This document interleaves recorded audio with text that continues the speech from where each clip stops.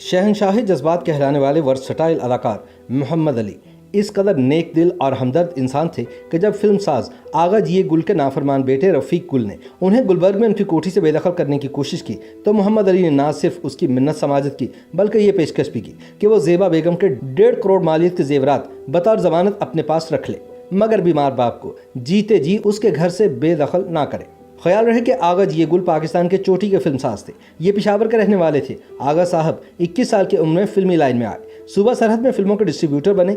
जगत टॉकीज उस वक्त हिंदुस्तान की सबसे बड़ी फिल्म कंपनी थी। आगा गुल उस कंपनी की फिल्में रिलीज करने लगे। एक वक्त आया जब आगा गुल जगत टॉकीज की तमाम फिल्में रिलीज करने लगे और फिर सूबा सरहद में कई जाती सिनेमाज भी बना लिए। क़याम पाकिस्तान के बाद आगा गुल लाहौर शिफ्ट हो गए। उन्होंने सन 1950 में मुंदरी फिल्म बनाई। फिल्म कामयाब हो गई तो उन्होंने एवेन्यू पिक्चर्स के नाम से फिल्म कंपनी बना ली। ये बाद पाकिस्तान के सबसे बड़े स्टूडियो एवेन्यू स्टूडियो में तब्दील हो गए। मुल्क के दर्जनों सुपरस्टार्स ने इसी स्टूडियो में आंख खोली। मारूफ कॉलम निगार जावेद चौधरी के मुताबिक उस दौर में आगा जिए गुल लाहौर के अमीर 3 लोगों में शुमार होने लगे थे। गुलबर्ग मेन बुलेवार्ड पर उनकी 8 किनाल की कोठी थी, लेकिन फिर सन 1974 में वो बीमार होकर घर तक महदूद हो गए। नईम बुखारी ने उन दोनों नई वकालत शुरू की थी और वो आगा गुल के बेटे रफ़ीक गुल के वकील थे। एक दिन रफ़ीक ने नईम बुखारी को अपने साथ लिया और अपने वालिद आगा गुल के घर पहुंच गया। कहते हैं कि अदाकार मोहम्मद अली भी वहां मौजूद थे। रफ़ीक गुल ने बाप से जायदाद का मुतालबा कर दिया। रफ़ीक गुल वालिद से उनकी रिहायशी 8 किनाल की कोठी लेना चाहता था। बाप ने बेटे की मिन्नत की कि मैं बीमार हूँ, मैं इस हालत में कहाँ जाऊँगा, मैं तुम्हें कोठी लिख देता हूँ और तुम मेरी मौत के बाद कोठी का कब्जा ले लेना। लेकिन सफाक बेटे ने इनकार कर दिया। रफ़ीक गुल का कहना था कि आपको ये घर अभी खाली करना होगा।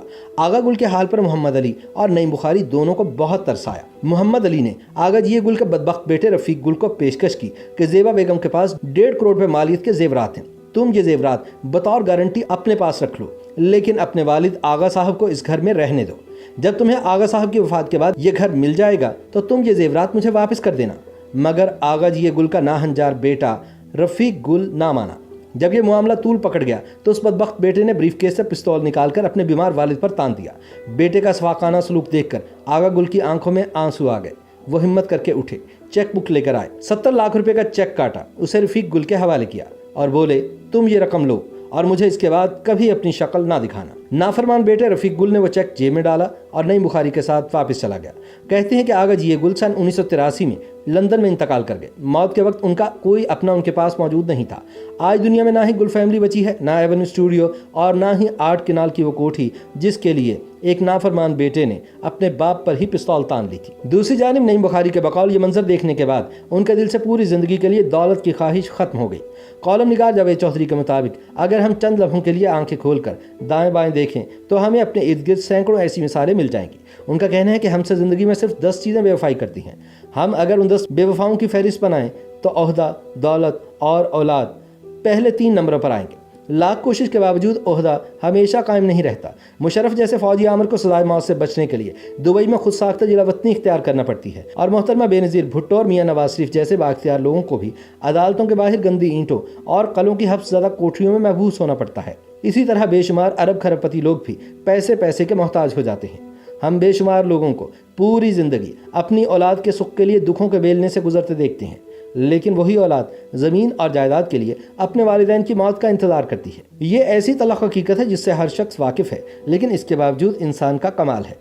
वो देखता है लेकिन उसे नज़र नहीं आता, वो सुनता है लेकिन उसे सुनाई नहीं देता, और वह समझता है लेकिन उसे समझाया नहीं जा सकता। इंसान हर रोज़ लोगों को तबाह होता और जलील होता देखता है, मगर हर बार खुद को यकीन दिलाता है कि ऐसा मेरे साथ नहीं होगा। जावेद चौधरी सवाल करते हैं कि आखिर इंसान इस खाम ख्याली का शिकार क्यों होता है और ये क्यों नहीं समझता कि एक रोज़ उसने भी इस दुनिया से चले जाना है।